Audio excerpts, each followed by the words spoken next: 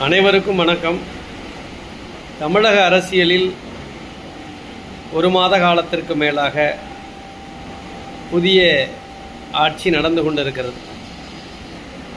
இந்த ஆட்சியை மறுமலர்ச்சியான ஆட்சி என்று பல்வேறு அரசியல் தலைவர்களும்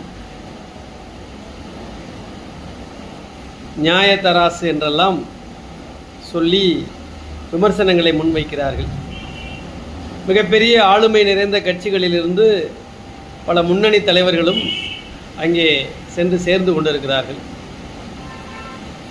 நடந்து கொண்டிருக்கிற ஆட்சிக்கு தேவையான 10 சட்டமன்ற உறுப்பினர்களை எப்படியும் தங்களது கட்சியின் சார்பில் நிறுத்தி வெற்றி பெற வைத்து தனிப்பெரும்பான்மையோடு அவர்கள் ஆட்சியை தொடர்வதற்கான வேலைகளை செய்து வருகிறார்கள்.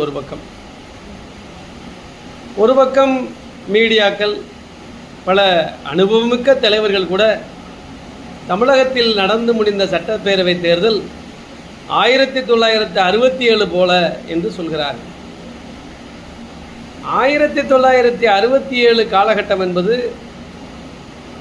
பேரறிஞர் அண்ணா அவர்கள், தந்தை பெரியார், திரு கலைஞர் அவர்கள், திரு எம்ஜிஆர் அவர்கள் போன்றவர்களெல்லாம் அன்றைக்கு மொழிவாரியான சில கொள்கை முழக்கங்களை முன்னெடுத்து பட்டி தொட்டியெல்லாம் மிக சிரமமான முறையில் அந்த பிரச்சாரத்தை பிரசங்கம் செய்து அன்றைக்கு இருந்த காங்கிரஸை தமிழகத்திலிருந்து அகற்ற வேண்டும் என்று மிகவும் புனிதரான காமராஜரை கூட ஒரு பல்கலைக்கழக மாணவரை வைத்து தோற்கடிக்க வைத்தார்கள்.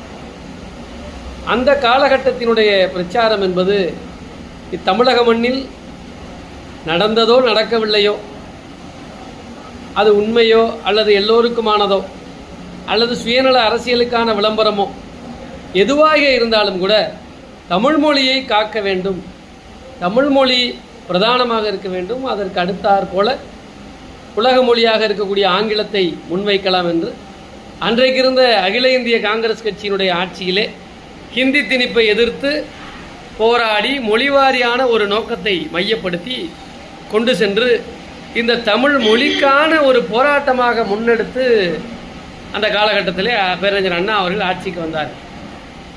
அந்த கொள்கை முழக்கம் என்பது இன்றுக்கும் தேவை. ஏனென்றால் உலகத்தில் நதி வருமுன் மணல் தருமுன் நலம் வளர்த்த தமிழனங்கே என்று கவியரசர் கண்ணதாசன் சொல்வார். மணலும் ஆறும் வராத காலத்தில் கூட தமிழ் மண் தோன்றியது என்றும் தமிழ் மிகப்பெரிய